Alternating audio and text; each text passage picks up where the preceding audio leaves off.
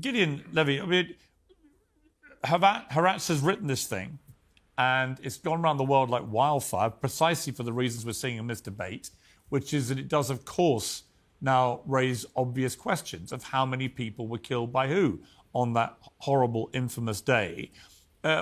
What is your understanding? What is your... You've seen what this report says. What is your understanding?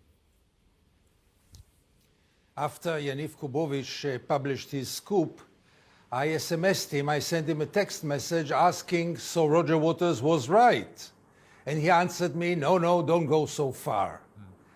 I've been to the south of Israel 48 hours after the 7th, on the 9th, and I saw a slaughterhouse. I have no idea how many of them were killed by Hamas and how many of them were killed by our own soldiers. But let's remember one thing. Whatever happened there, and terrible things happened there, and I am the first one to object any denial, because denial doesn't lead us to anywhere. But whatever happened there does not justify by any mean what Israel is doing in the last 9 months. And that's the main point. Was it partly by Hamas and partly by Israeli soldiers, or was it only by Hamas? Nothing can explain or justify slaughtering 38,000 people, most of them innocent people, most of them women and children. And I want to tell Jonathan, or Jonathan as you call him, not everyone who criticizes Israel is a BDS supporter or an anti-Semite or a marginal propagandist. No.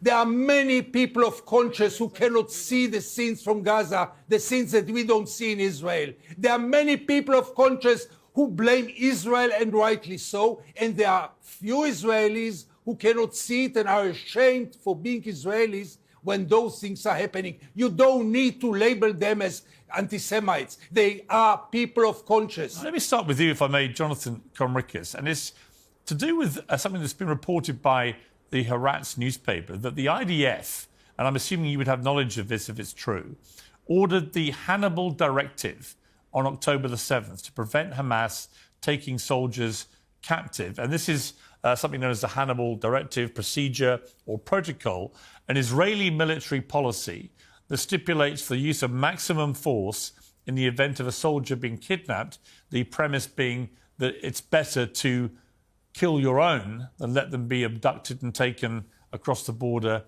into Gaza. Is that true? Yes, hi, Piers. That report was written by the military correspondent of Haaretz, Yaniv Kubovich, and cited mostly by BDS supporters and Hamas supporters and others who have a very vested interest in minimizing the damage done and documented, the carnage done by Hamas murderers on October the 7th, and trying to put the blame of the 1,200 victims in Israel on the IDF, perversely, and not on Hamas. And the bigger picture here is that it may have happened. I have heard reports about it, and I think that in general, reports written by Yaniv Kubovich are credible. He's a serious journalist, and I take it with a lot of respect. Aaron Mate, you've been listening to this. You've actually been reporting about this Hannibal Directive, I believe, for quite some time. You know, hearing Jonathan Conricus, who was a former IDF international spokesman and obviously was in the IDF, hearing him concede that this was highly likely to have happened, what is your reading of this? It did happen. That's been known for a very long time from Israeli military sources and witnesses who reported seeing Israeli forces fire on them on October 7th. The difference is that now, finally, an Israeli newspaper, Haaretz, has acknowledged this, and more Israeli military sources have come forward. The reporting from Haaretz says, according to one source, that the order was to turn the south of Israel, that frontier with Gaza, into a killing zone, which is exactly what happened.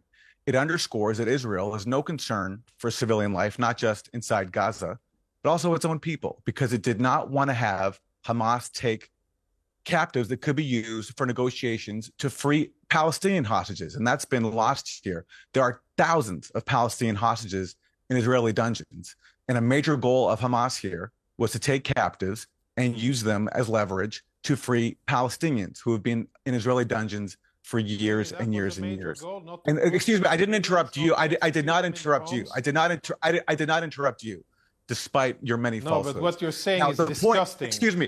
I didn't interrupt you. Hamas's murder. And you're whitewashing mass murder, which is the whole point of suppressing the truth about October 7th since it happened. We have not heard. Oh, and I guess you are the bearer of truth, a Hamas apologist. You will tell viewers around the world about truth. A propagandist for Hamas, someone who spreads falsehoods and lies about Hamas, and apologizes for them and tries to whitewash. Can you stop talking now? I didn't interrupt you. You're a propagandist hostage. for the Israeli military, which is a mass murdering entity. And the whole point of this October 7th propaganda and burying the truth that Israel killed its own people was to manufacture support. Have you ever been in Israel, Aaron? Yes, have you ever been in Israel? Lately, have you seen it? Yes, I've lived in Israel. Yes, I've lived in Israel. Have you been in the kibbutzim after October the 7th, Aaron? Have you been here? Have you seen the families? Have you met them? Can you stop deflecting? Have you met the survivors? Have you met the hostage survivors? Can you stop deflecting, interrupting? No, because I understand why you want to change the subject. As if you have any authority on the matter. Okay, I speak as someone who's concerned with facts. You speak as if you know anything. You speak as if you know Israeli civilians, as if you know what Hamas did on October the 7th. I understand your job as a propagandist. You haven't been here. You haven't watched Israeli civilians murdered by Hamas. I understand you're doing your job, but I'm asking you to shut up now because I didn't interrupt you.